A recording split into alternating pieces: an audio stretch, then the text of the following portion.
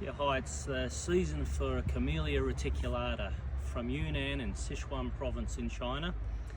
Dinner plate size flowers, a little bit smaller on the 8-inch pots, but when they get into my garden and they're a few years old, they'll get full bloom size and they'll literally fill a dinner plate. They are amazing plants. You often see them in the old temples in Yunnan when you're traveling around Western China, Sichuan. Absolutely magnificent. I saw many of them growing big plants, hundreds of years old, according to the botanist that was there from the Kunming Institute in Yunnan, explaining the size of these blooms and the age of the plants. Often 300, 400, 500 years old, these plants apparently, so I'll take their word for it. And looking at the trunks on them, they were massive. This one is an unknown variety. It came to us as Valentine's Day, and it clearly isn't, but it's still a beautiful bloom.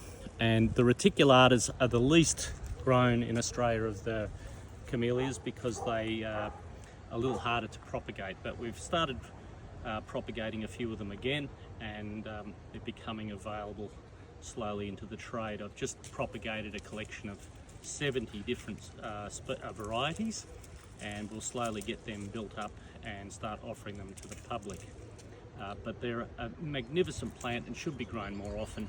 They're big trees. They'll grow at least 4 to 6 metres high, which is a lot bigger than, say, a japonica, which is more common in the trade. Japonicas need a little bit more shade than the retics. The retics seem to be a little bit more forgiving, unless perhaps you're up further north in New South Wales or Sydney. You might need a little bit more shelter.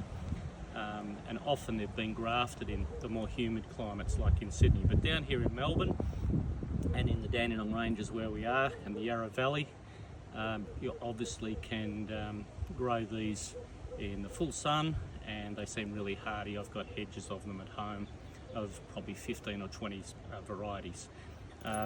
This is William Hertrick. This is a well-known variety. Once again, you can see with my hand the size of the bloom, but they will be dinner plate size when they're on a bigger specimen. The Milo Rao, this is another well-known variety, older variety. Often a little similar in their colours, but you can see different tones of red and pink, and there are a lot of other colours as well, even whites and so forth, that will become available again over time. So it just creates a point of difference from your sasanquas for your hedging and for your full sun. You got that can be clipped and kept as a formal hedge, much smaller perfume flowers. Then you've got these little perfume, but glorious big flowers and very impressive and easy to grow.